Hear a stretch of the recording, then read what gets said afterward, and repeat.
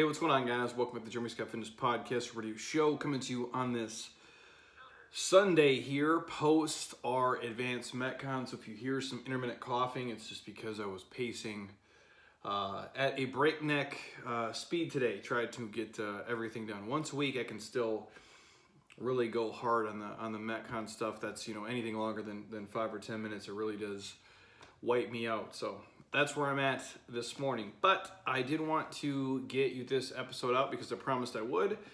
And my homie, Travis Merritt, had sent this over. He wrote this out in great detail.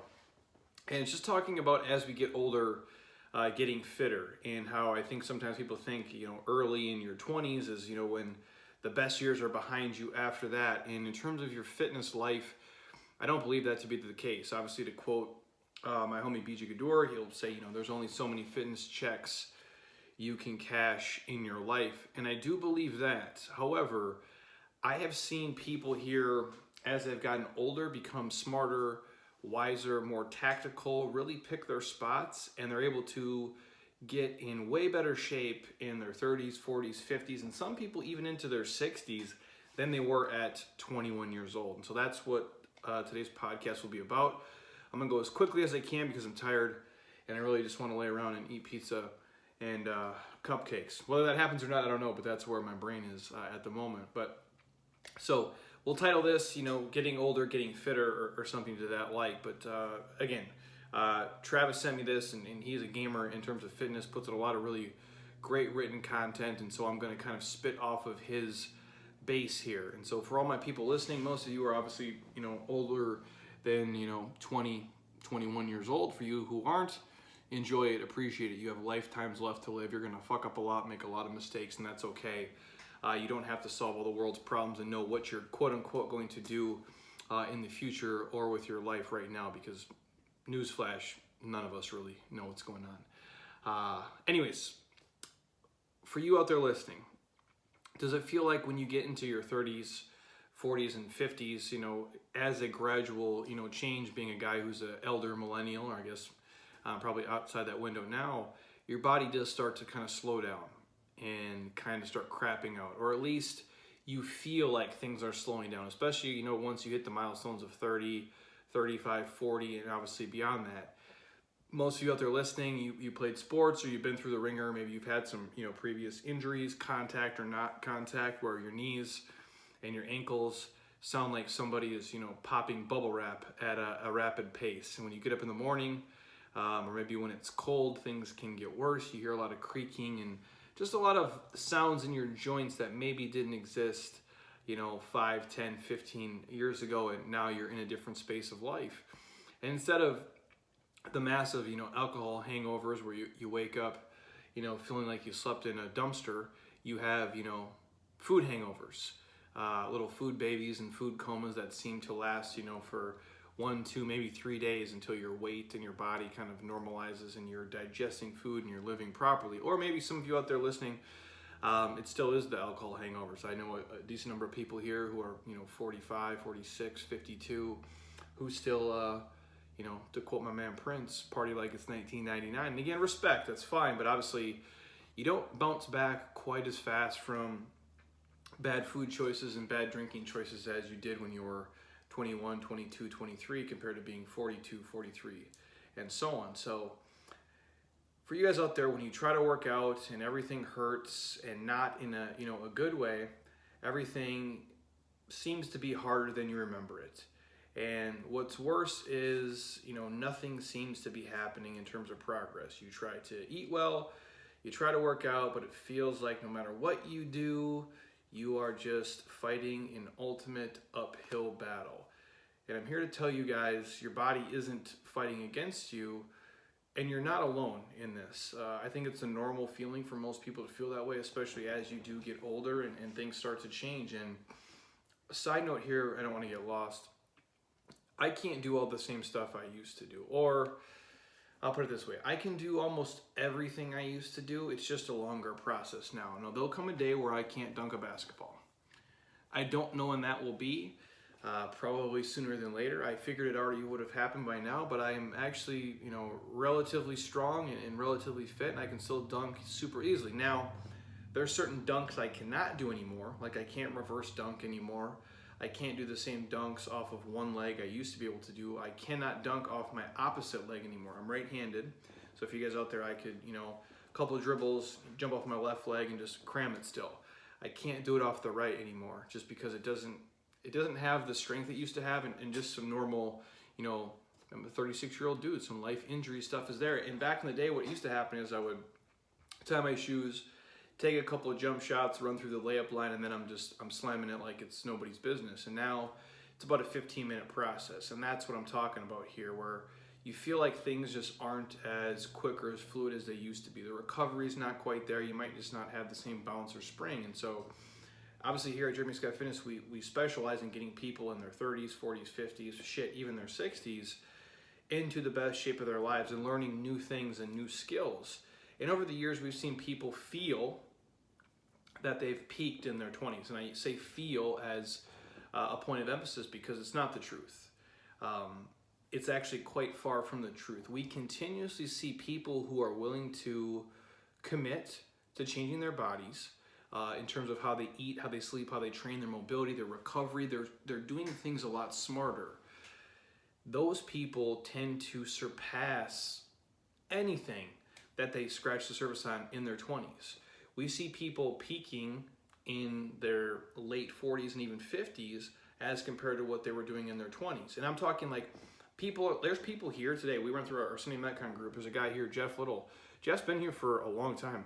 And does he win the Metcons? No. If Elbon comes in here, 26-year-old freak show, like he's going to obviously be faster than him. He's a little bit bigger, a little bit stronger, a little bit faster. He's 20 some years younger. I go, but Jeff is 50 or 51 years old, and he's the leanest I've ever seen him. He's been here for probably 7 years. Him at 43, not even close to him at 51. Him at 51 would kick the shit out of him at 43, and I imagine him at 51 would beat the shit out of himself at age 30. And that's what I'm talking about here. I find that many of our people become stronger in their later years because they have a better handle on their body. They've listened, they're mature, they're not doing stupid things they don't have to do anymore. And in my opinion, they're just really starting to scratch the surface of their potential to get in amazing shape when they're 45, 50, 51, 52, 53, and beyond. Now, obviously, for some of us, things are going to happen, for myself, right? I'm 36. When I was 28, I'm about the same. I'm bigger now. I'm actually leaner on average now. I think this is probably for me somewhere around, the peak, and hopefully I can just hang on to this for as long as I can. So me at 56 probably won't be this, but who knows? But for you out there listening who you maybe don't love your body right now and you haven't made it your life and it isn't everything, you can be fitter as you get older. I promise you that. I need to say this.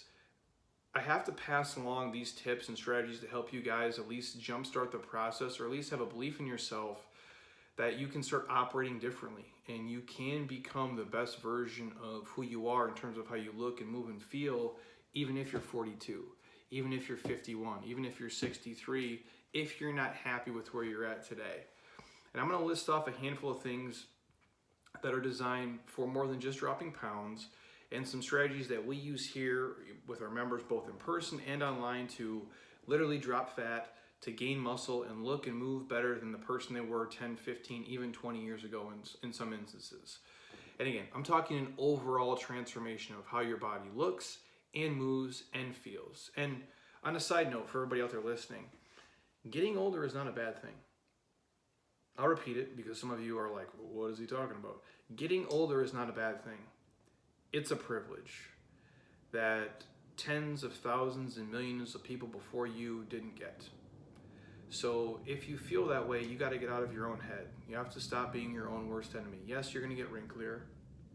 Yes, at some point, a couple things around your body are going to be softer and your hair might turn gray or might turn white, or if you're like me, you'll be like Bruce Willis and you probably have no hair. But that's okay. You just have to appreciate yourself in the season that you're in. I'm never going to... My baby face of 22 isn't going to be here anymore. I look like a grown-ass man now, and sometimes I wake up and I'm like, what the fuck, dude? You look like you're 57 years old because I got bags under my eyes and you have wrinkles and stuff, and I just appreciate it. It's who I am, There's the Metcon cough. You pick those things up along the way. But understand that honestly, your life can be so much better in your late 30s, in your late 40s, in your late 50s, and beyond if you take care of yourself and you're smart about what you're doing. So the first thing is mobility. You guys have to be mobile. What happens over the years is that when you try to work out, afterward, we don't feel sore and we don't have achy joints. Obviously, when you're younger and as you age and you kind of move through things, you get sore a little bit longer, things start to kind of pop up and you have these little annoying, aches and pains. And for a lot of you out there, it's not overtraining and overuse. Now, those of you who are guilty of it and you work out 7 days a week, hard as hell, well, yeah, that's your problem. But for many of us, the reasons why we have achy joints, it can happen, for a myriad of reasons. It can be some, traumatic contact injury. Think like a car accident, you got hit playing football as you're growing up, like a super hard fall, anything that's gonna mess you up, like a serious injury. But for most people, it's not that. It's because the muscles are too tight and you're just not mobile enough to do the big exercises you have to do. So having, achy joints and little things that are nagging in your body, whether it be knee, hip, ankle, elbow issues, it makes life harder. It zaps the energy out of you. Having little injuries that are holding you back can be very debilitating and it can be very deflating. But just because you're getting older doesn't mean that you have to live and move around in pain. That's why if you guys follow me on Instagram, I post mandatory mobility every single day. I'll post at least one snapshot of me doing typically an elevated pigeon stretch or some form of like hip glute opener, just because that's how I like to start my routines, or I build it into all my workouts if I'm just going to do acclimation sets to start. We build mobility into each and every workout here at Jeremy Scott Fitness. In every program we prescribe, we either do it before the workout, intro workout, or after the workout, or we throw it in somewhere. I think part of everybody's pre-workout routine should have some form of mobility built into it, or at least into the workout. Now, quick story, over 10 years ago when we started this, I believe I was one of the only people in the area here doing foam rolling. I literally believe that. I never heard anybody else do it. I never saw a lot of it. Now, my friends in fitness, for sure they would do it, but very few places, very few gyms. Still, when you go, to this day, you go to some big box gyms, they have 25 treadmills and like 2 fucking foam rollers. Talk about a misappropriation of funds, if there ever was one. A place has 20 treadmills and 2 foam rollers. That should be criminal. Like, you should have to pay a fitness fine for being so stupid to your members and not serving them and helping them. But that's a different side on altogether. Every 4th Friday in our group training, we used to do like a mandatory mobility Friday, where it's not Metcon, it's not HIIT stuff, it's not Tabatas, we're not lifting, we're not loading. It literally every 4th Friday, we would do tissue work. We'd have a checklist of like 15 body parts. We'd show people how to foam roll. We'd walk through them. We'd do mobility drills. We have them work on the things that bother them, and then obviously walk them through, how to roll your VMO, how to open up your T-spine. Very basic stuff I think everybody should know. And our groups would go from at 6 a.m., we'd have 22 people, and on the mobility Friday, we'd have 4 people. At 8 a.m., we'd usually have 16 people. We'd have 2 people show up.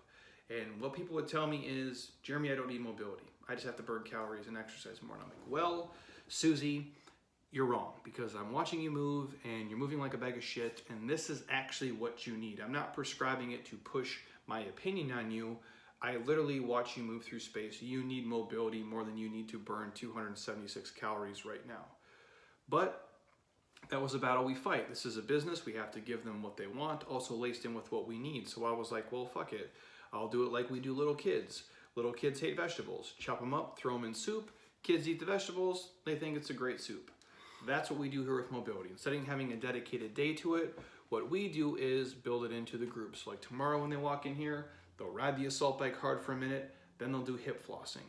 After that, they're gonna ski for a minute and they'll go through inchworms, and so on. That is how we've had to do it. So for you out there listening, some days you're just gonna have to make mobility a priority. And if you can't dedicate time to that, build in 5 to 10 minutes every single day. Get off social media or do it while you scroll social. Don't watch 8 Netflix series, or if you're doing it, do mobility while you are doing it. I believe mobility has to be part of your life, or some different version of soft tissue work. If it's foam rolling, the barbell stuff, whatever you need to do to dig into the tissue, going and getting a massage I think is also ideal. I don't care if you guys want to go through a handful of, flexibility, static stretching, any kind of movement patterns that you find you struggle with, you have to work in those areas. And if you do, you're going to be able to move so much better and so much easier through bigger ranges of motion that are restriction-free and pain-free. What I recommend is do some tissue work or foam rolling with a lacrosse ball before, during, or after your workout. Or honestly, you guys, anytime you're willing to do it, just do it. That's why we throw so much stuff on our YouTube page. If you watch my IGTV, I share so much mobility work and tissue stuff for common injuries and things people have here because I do think it matters. I would exhaust every avenue I could if I was hurt and I did not feel good, and I think you guys should do the same thing. So, and again, for most of you, no more than 5 to 10 minutes a day focusing on the areas that are tight or the areas you're planning on working for the day. So you might not have to spend 10 minutes on your shoulders if you're going to be going to split squat and squat during the day. Obviously spend times on the hamstrings, glutes, and the hips. Again, for a lot of you, anything is better than nothing. Spending 3 to 5 minutes doing just like world's greatest stretch can be a complete game changer. And so, yes, adding in just a handful of minutes of mobility every single day, and again, doesn't got to be your whole workout, literally 5-10 minutes every single day for an entire year, you will move and feel like a different human being. And for a lot of you, you would feel 5, 10, 15, some of you even 20 years younger if you would just commit to doing soft tissue work and mobility and maybe getting a massage, once a month or once every other month, some deep tissue work to really help you. Next thing on the list, you have to be smart about your recovery days. And if you guys out there aren't working out, you're just being a lazy ass. For you out there who are crushing it all the time, you can't do that when you're 40, 50, and 60. Some days you have to be willing to kind of, take your foot off the gas. The biggest difference between people in their 30s, 40s, and 50s versus the people who are in their teens and 20s isn't really just the age, it's the rate of recovery. And it's true. As you get older, recovery does slow down. And I don't think it's just because you're aging. It's probably due to the fact that you're accumulating like a giant history of not taking care of yourself and of self-abuse, of sleeping less, stressing more, drinking more booze, eating more shit. And I'll dig into that in detail more later. But the point is you have to schedule days where you're addressing the recovery. Maybe it's a lighter workout. Maybe it's the mobility stuff. Maybe it's just you getting to sleep a little bit earlier, or if you can sleep in a little bit later. Anything you can do to let the body actually heal itself. I personally meant for most people, 1 to 2 days a week where you have lighter days and you're doing more mobility and more tissue work. And just, again, not burning the candle at both ends. And for a lot of people, I'll say this is my personal story. I was guilty of this for a long time. And the one thing I probably do still struggle with is trying to get enough quality sleep, but I have gotten way better in the past year alone. And what I do now is, and again, I used to always go into every workout and just try to murder myself. I'm gonna try to kill myself, not to failure, but you're doing, either a heavy load or a ton of volume, and I just would leave the workout completely trash. And it'd be hard for me to make phone calls to people. It's hard to return emails. It's hard to podcast or write or to do anything inspirational because you feel like you're dead. Like you've just kicked the shit out of yourself. Now, even if I felt good after the workout, what would usually happen is I'd wake up the next day super early and I'd come in here to work, and as I'm keying in the door, I'm like, man, you feel like you get hit by a bus. Or even driving here sometimes, I'd be like, how am I even driving to work right now? Like, I would feel so, just like my body, my life, I feel like this is how I describe it. My life energy was gone. Like, I felt like the workout from Tuesday, excuse me, had robbed me of Wednesday. So now my fitness is stealing my fitness. And as I've gotten older, at least probably the last, I would say, 12 to 18 months specifically, I don't kill myself every workout. I do very diligent, very concise work. I'm very mindful of my rest times during the reps. If it's hypertrophy, I have myself on a clock. I'm training a certain way. I make light loads go a long way now. I'm not trying to deadlift 600 pounds anymore. I don't give a shit. I don't always have to pick up 100-pound dumbbells. I don't always have to push a sled at 500 pounds. I can make lighter loads go a lot further. I can save my joints while still attacking the tissue because I want to be doing this for the next 50 fucking years. Not just, the next 3 years and look good for quote unquote Instagram or whatever the hell people care about these days. You don't have to kill yourself every workout. It's been one of the biggest rationalizations for me, like things that I truly understand, and I can make less happen with, like, I'll put it this way, I can get a lot more done with a lot less work at this point in my life. And it took me a while to mentally get to that place. So if you're a person guilty of that, you don't have to die every workout. You really just pick your spots and you listen to your body. And if you have a lot of other stresses going on in your life, just relax and chill. And yes, you want to work out hard and you want to crush it, and that's fine. But to keep working out hard to get the results that you want, you need to give your body some rest, and you really have to pick your spots. And there's days where you can crush it, and there's days where you're just going to go through the motions and maybe do less, but you're still consistently putting in that work. That's a game changer for a lot of people. The next one on the list, really fast, form overweight. Chasing quality reps and not just a clock. Again, this is geared towards dudes. I'm sure there's women out there too who are guilty of this, but this is for a lot of dudes, because we're dudes, we're stupid. I'm sure you've heard it before, that, form trumps weight. And yes, doing exercises correctly with proper form is going to do a lot more for your body than cranking out a bunch of shitty reps with a really, really heavy weight. But a lot of people in their 30s, their 40s, and 50s forget this, and they come back to what they used to do when they were 20, 21, 22, or what they used to do when they were quote-unquote in college, or I used to be this strong. And the next thing you know, they're hurt, and they're out for weeks or months or worse in some scenarios. And look, nobody gives a shit how much you lift, unless you're lifting for a competition. Even most of those people are just in between injuries. So again, you're married to a certain number because you think it means something. And the example I give all the time is this: I'm super strong at every lift until my other friends come in here who are stronger on those lifts, and now I look like I've never trained before in my life. And what's the point? Nobody cares what you can bench. Nobody cares what you can squat or deadlift. It's irrelevant. Unless you really care about those things, and that's fine. But understand, like, there's a price you pay for that. Most of you listening, because you follow our stuff and what we do, you're just trying to look better, move better, and feel better. Do you guys care how much I can overhead press? No. Do you guys care how much I can deadlift? No, you don't. And it really doesn't matter either. Strength is relative, and there's 1 rep maxes and there's volume maxes. There's a lot of ways to measure strength. And so obviously you guys lift heavy within reason, but you don't need to just focus on moving the weight from point A to point B. Actually focus on feeling what muscles you're working and going through 4 ranges of motion. That's going to be the key. If you're not sure if you're doing exercise correctly, you're probably not. And I would suggest you talk to a professional or reach out to somebody who can help you. Again, that's why we have people here. We start with low barrier entry exercises. We don't teach Olympic lifting at scale. We don't do a lot of crazy barbell work unless people have the base, because I don't think it's necessary. Everyone is going to do certain exercises differently. Everybody's not going to squat the same way. Everybody's not going to push and pull the same way. You have to start understanding how your body works and what your body needs and how it moves and how it feels. Again,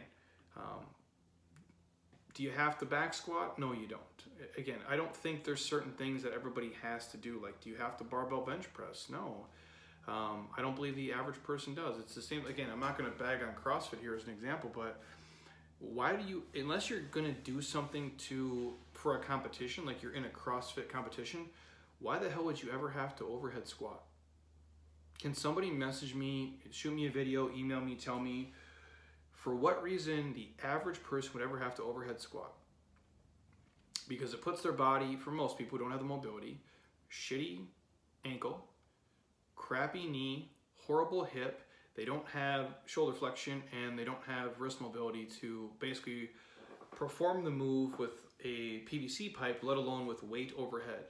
What good is going to come from average, Bobby doing overhead squats for, load or, for reps or for time? And again, why would you have to do box jumps? Are you guys going to the NFL? Like you're at the NBA combine? Why would you have to do box jumps? And I'm not bagging on people who do these things, but it's risk reward, man. Like, just because you can do something doesn't mean you should. Like, you can run around your house with scissors in your hands, but eventually something bad is probably going to come from it. So again, you guys, if you're not sure you should be doing something, you probably shouldn't be doing it. And I promise you, if you focus on the quality reps and not the clock. And if you focus on form over the weight, you're going to drastically accelerate your results, and you'll be in far less or no pain. Obviously there's going to be muscle soreness, and your risk of injury is going to be cut down about 90%. Now obviously there's always freak things that can happen, but exercise selection is crucial. And there's a lot of things that I used to do when I was 22 and 23 and 24 and 25 that I have zero fucking interest in doing now. Do I ever back squat? Once in a great while, sure, just to move through it, but I'm 6'2", femur length, leg length, it's just not ideal for me, and I've gotten so much more out of lunging and split squatting and pushing a sled than I ever got out of back squatting, so therefore I don't do it. I rarely barbell bench press. Probably this year, I've probably done it twice, and the loads aren't super heavy. I don't think I'll ever go over 225 at this point, and for the most of the time, I'll probably just put like 185 on there and just rep it out, and it's part of a series, because again, it doesn't matter what I can or can't bench press. I'm never going to be a great bench presser. My wingspan is like over 6'4". I'm not built for it, but again, if you see me with the shirt off, my chest and shoulders, you know, they speak for themselves. And again, most of you out there, that's what you're going for too. And I've always gotten way more out of dumbbell work than I ever got out of barbell work in terms of chest development and shoulder development. So again, on the same note, not all exercises have to be done. They just don't. There's a lot of ways to skin a cat. So if you guys are out there and instead of barbell squatting, you could try lunging, goblet squatting, all these different things. For a lot of you out there, you can just do bodyweight stuff to start. And again, if you can't do 100 bodyweight squats in a row, why would you ever have to put a barbell on your back? If you can't do, 15 bodyweight split squats per leg or some form of reverse lunging or forward lunging, like why would you ever do loaded front squats or overhead squats? Just food for thought. If you guys are out there, you can find a certain exercise that just feels right for you, then keep doing that. Or until you no longer are seeing the results you want, then you can mess with load and speed and tempo and things like that. One of the things that we do here for our people and for everybody is we try to notice if a particular exercise just feels better or looks right for a certain person. And if they feel it's not great for them, we focus on something that can serve them better.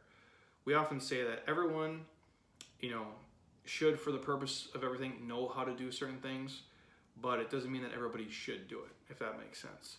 So some of the best, for example, legs that I've ever seen built were not built solely on barbell squatting. For example, I always use BJ Gaddour because I've known BJ for a very long time, and he's literally, he built a base of a body, I guess, with barbell stuff, but shoot him a message and ask him the last time he did barbell deadlifts or barbell squats.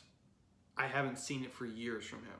And you're not going to meet a dude with sicker hamstrings.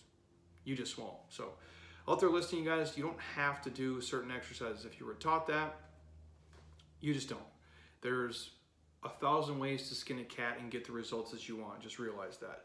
Next thing, as you get older, your nutrition matters. 100%. Even more than it did when you were younger. I think all of you realize that. You can't get away with the same bullshit you used to pull when you're 17, 18, 19, 20, 21. That's the reality. Remember those days when you could, skip a couple meals or maybe just not eat and you'd be right back to your quote-unquote goal weight or the way that you looked? Shit's different now, huh? Yeah, I feel it too. I'm right there. Dude, we're all the same. Like, even if you have great genetics, like, time catches up to all of us. So now that you guys have, the food hangovers and hopefully not the alcohol hangovers, but most of us have graduated from drinking too much and feeling like shit to sugar comas and food babies, if you will. And as we get older, we start to accumulate good and bad things on your body, and sometimes that can be food sensitivity.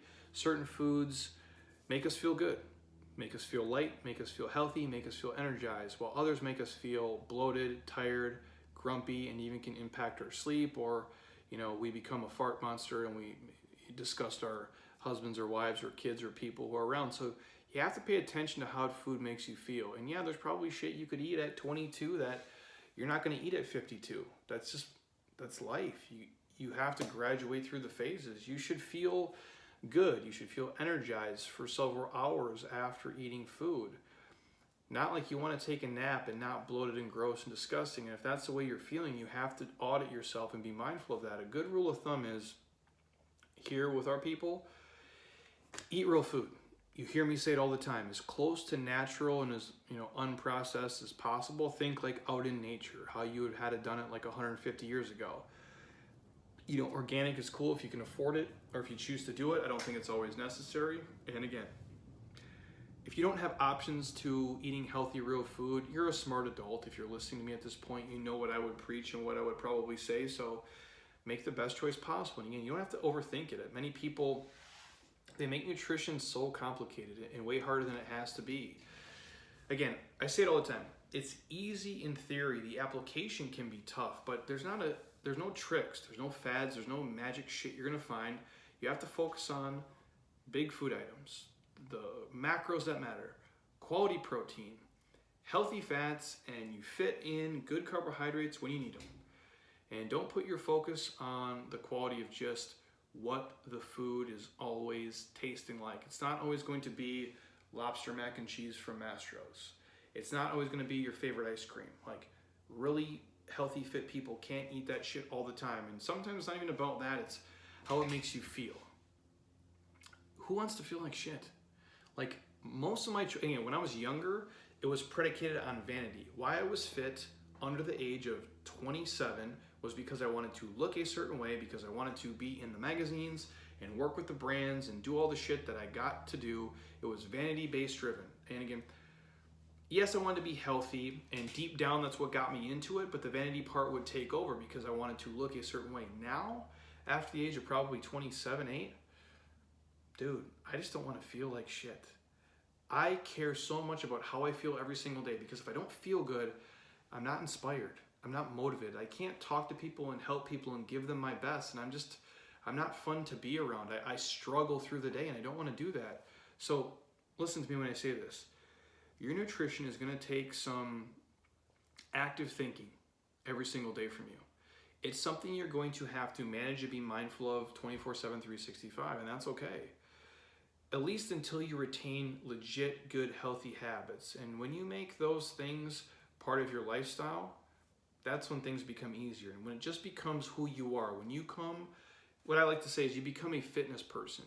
You become a healthy person, and you're going to end up looking and feeling and moving way better than you did in your 20s, because you're doing it from the inside out.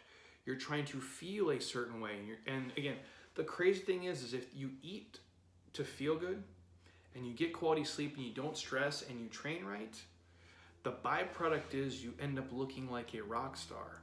That's where the secret lies, you guys. When it becomes your lifestyle, that is when you're really winning. Next thing on my list, quickly, your blood work and your hormones. You gotta get your hormones checked, man. You just do. I would say every 6 months. If worst case scenario, get a physical every single year and do a full blood panel. But if you can, every 6 months would be, the ideal, I think. You have to do it before it's too late. Long before any diseases or major issues, show up in your body. I think you guys have to do that. And for you listening out there, it's like, well, Jeremy, that seems excessive. I'm like, here's how it can help you guys lose weight. If you see that your blood sugar is getting high and you want it to come, back to normal range, it's a good indicator that what you're doing eating-wise and training-wise isn't working. With lower blood sugar, you are making better food choices. Combine that with exercise, you're going to see the numbers drop on the scale. So for a lot of you out there, some of these poor choices you're making, they can show up on blood work, and you can speak with a physician. They can help you do things and get back into normal ranges. For us of you out there who are aging, when I talk about hormones, and we've had Dr. Evans on here talking about testosterone, if your T is super low, a doctor can help you kind of map out a plan of lifestyle changes in terms of eating and sleeping and training, or possibly medication or TRT or some replacement. That can help with fat loss. That can help with energy. And the list is really endless like that. Having a healthy blood work panel and a hormone panel is like having a GPS. It's like having a compass. It makes sure you're going in the right direction. Plus, when the inside of your body is healthy, like I mentioned, the byproduct is you start to look like a sexy beast on the outside. Next note for you guys out there listening, Again, not you diehard people who train like crazy every single day. Those of you who are sedentary and are busy with kids and work and travel, you got to move more. You just do. You're not as active as you think you are. And you're probably not as active as you were, 10, 15, 20 years ago. Now, we may think we're active, but, and again, mental activity is real and it is draining, but most people don't move nearly enough every single day. And I think we overlook the importance of just the basic stuff of walking 10, 20, 30 minutes per day, every single day for the next 30 days. If you're listening out there and you're not doing that right now, go walk every day for at least 20 or 30 minutes every single day. Put this podcast on, start from episode number 1, whatever that was that I did, and listen to me ramble on for 20, 30 minutes every single day. Or pick somebody else who's far more charismatic and funnier and smarter and better looking than me and listen to them. I don't really care. It doesn't have to be just a workout. A brisk walk, walking your dog, doing yard work for 20, 30 minutes every single day is a huge game changer, you guys. And again, it can be very therapeutic as well. The cool thing is what you're doing here is you're just moving your body through space and sweating a little bit and getting your heart rate slightly up. And you're gonna see results so fast if you do that paired with your normal workout activity and your sleeping and proper eating. And obviously as a result, of us getting older, our bodies are, like sponges for activity. You're gonna notice the difference quickly of how you feel and how you look, but just adding, again, the compound effect of that is so real. Doing 30 minutes of activity for a handful of days, like, wow, I just worked out for 2.5, 3 extra hours this week. And all you did was walk and listen to a podcast and educate yourself. Activity benefits everybody, but you see the radical changes as you guys get older because you're not doing what you used to do in your 20s. You're probably not part of the same sports leagues. You're not going to high school practice or college practice and all the things that you used to do. And again, each one of these points I'm kind of running through here could be its own podcast or its own article or its own blog post. And again, I'm happy to talk about this more in detail for a lot of you guys, but if you'll take each one of the things I listed here and apply it to your day-to-day life, you're going to soon start to feel and move, and you're going to understand the difference, and you're going to realize that it really is possible to be much, much healthier all around in your 40s, 50s, and even into your 60s than it was in your 20s because you're doing it from a place of health. You're doing it from the inside out. It's not just vanity driven. It's not just crash dieting or not eating and just over-exercising. You're doing it for the long haul. And if you put these pieces into play consistently, that's exactly who you can be. I am by far the fittest version of myself that I've ever been. Now, am I in, basketball shape? No, I'm not in college basketball shape. I'm not doing that stuff every single day. My joints probably couldn't take the pounding. I'm heavier now because there's so much more muscle tissue in my body, but overall, I sleep way better than I've ever slept.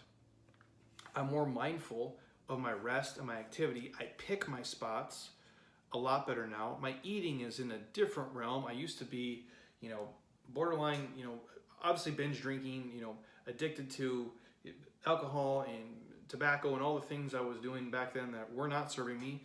I don't do any of that shit now. I'm in complete control and I'm auditing everything. And it's like I run my business here. I audit the things that are working and the things that aren't working, where I need to spend more time, effort, energy. And I'm not doing it just because I want to look like this. I want to feel good. And yeah, there's things I do here in my training. Obviously, I'm different than you guys, and we're all similar, but obviously I do this for work. And I'm still on camera a lot. And would I choose to sit here and do this many split squats per week and lunges? No, I wouldn't. I'd rather just go shoot hoops or go for a walk or just go play sports or do something with my wife, go kick a soccer ball, something that's fun. I like activity in sports and competing in a safer space where I'm not trying to kill myself anymore and I don't want to, show up to a pickup basketball league and turn into, my version of Kobe and Michael and try to murder everybody. That's not what I'm about anymore. I mean, it's who I am deep down, but I don't want to be that person. I just play and just move through space. So I might spend more time doing shoulder work or bicep work or quad work or hamstring work because I want to look a certain way, but everything else in my life is geared towards me just feeling a certain way. And I know there's things I could do here to my body that would make it look maybe a little bit better, but at the cost of everything else. And that's not healthy to me. I don't want my fitness to steal my fitness. And I'm not willing to accept, I'm like, and again, I'll sidetrack here and I'm gonna finish up and let you guys go. I remember like when I first moved here 10, 11 years ago, or even before that, I was training and there was guys like, how old are you? And I'm like, well, I'm 24. And they said, oh shit, wait till you're 30, or wait till you're my age, wait till you're 35. And I'm like, I would hear that stuff and I'm like, well, now I'm 36, asshole. And what, I'm leaner and I'm bigger and I'm stronger and I'm better overall. So what? Like, I'm not going to accept, and people would, it's weird because people will say it to you, oh, just wait till you get my age. I'm like, well, clearly you don't know anything about me because we ain't built the same, homie. Mentally, we're not in the same space, and physically, we're not either. I'm not willing to let the, oh, I'm older now, I just have to be a bag of shit happen in my life because I don't accept that. And you guys don't have to either. You have to be smarter, sure. You have to do everything we listed on this podcast episode, but you don't have to just take it as it comes and be like, oh, I'm 60 now, I can't work out. Like, my mom's like 60 years old. One of the fittest 60-year-old people you ever meet, and that's a conscious choice. Will she get some injuries now? For sure. Will she be a little bit sore for longer? For sure. You're 60. You got 60 years on the earth that you got to do a lot of cool shit, and so there'll be things that happen, but she can still train. She can still do mobility. She can still hike and bike and swim and do fun stuff and eat right and take care of herself, and she can be fit when she's 65. She can be fit when she's 73. It's just, you don't have to let things go. You have to be smarter. You have to be more diligent as you get older. You can't get away with as much shit and be as reckless, but there's no reason if you're listening to me right now and you're 41, you're 52, you're 59, you're 37, you can't be just as fit, if not fitter, overall, inside and out, as you were at 22, 23, 24, and 25. I truly do believe that because I've seen it here. I saw it for women first here, way before I ever saw it in men. I would see women in here who were 47 beating the shit out of the girls who were 24. And now I see it with the dudes. And so I've lived through it here for years. And if you do things the right way and you follow what we outlined, I promise you guys can do it as well. So getting older is not a death sentence. It should not be sad. It should not depress you. It is a privilege many people don't get. And it's a gift and it's a blessing that you are here and you can do a lot of stuff. And yeah, when you're 49, you might not look the same way you looked when you were 28, but you can look really fucking good for 49. And to me, honestly, the older I get, the more impressive it is because it is harder to do. It sets you apart. When you're super fit at 54, you're an anomaly. You're a unicorn. You're a fucking freak show. When you're super fit at 23 and you have abs, super cool, bro. You're 23. You should be super fit. Like, it's what happens at 23. It's like, you're 17. Well, we're all pretty fit and trim at 17. Like, when you're 37, it's a little bit harder. It just gets more impressive as every year goes on, and you just get that much smarter. And you take care of yourself that much better. And the reason you'll win is because you're doing it from the inside, from the health standpoint out. As you start to feel better, you start to move better, and the byproduct is you start to look better. And once you realize that, it's like momentum, it's compound interest. It's once you can see $100,000 in your 401k, it's pretty inspiring. But once you can see 200,000, then it starts to compound and grow. And then it's like, wow, I like the way this feels and looks. I can see where this is going. Same thing with your fitness, you guys. So hopefully you enjoyed that. Just my quick rant that my homie Travis had sent over that I thought was super cool. I wanted to share with all of you guys because I think a lot of the listeners, you guys can relate to it. Obviously, we're all going to get bumps and bruises and nicks and battle scars and wounds as we go through life, and that's just part of it. But if you're smart about your training, you can be fit, until the day that you leave the planet, and I truly do believe that. So anything else you guys want to hear on the podcast, shoot me a message, hit me up. I'm happy to record if I can speak on it. If you're on iTunes right now, stop. Don't be a lazy ass. Drop me a 5-star. Leave a comment. Just whatever your honest thoughts are about us and what we do. I truly would appreciate it. And if you think this can help anybody who is aging and is kind of down on themselves or doesn't think they can do it or they don't have a belief in it or they feel like they're not the athlete that they used to be, this can help them. It really can. And again, I say this one last time. In the last 12 to 18 months when I've really realized that I can get even fitter and be healthier and happier as I get older. My best, years aren't behind me regardless of what anybody thinks or believes.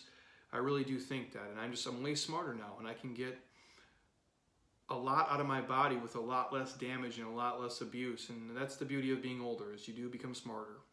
And you just have to learn from the mistakes and just keep it moving forward. So sleep well, eat good food, and program responsibly, and do the things that are going to serve your body, and do what works best for you, and you guys will be right there as well. So until next time, eat well, train hard. Oh, hold on. I forgot something.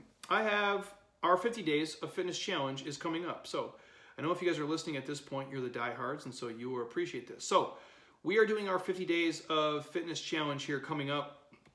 It starts on November 11th. That is about 50 days until the end of the year. So our goal is to get you guys to not lose all the progress you put in over the last 50 days of, over the first, obviously, about 300 days of 2019. So we're doing the 50 Days of Fitness Challenge, where we share a bunch of prescribed workouts, all the stuff that I'm going to be doing. We give you like a holiday survival guide.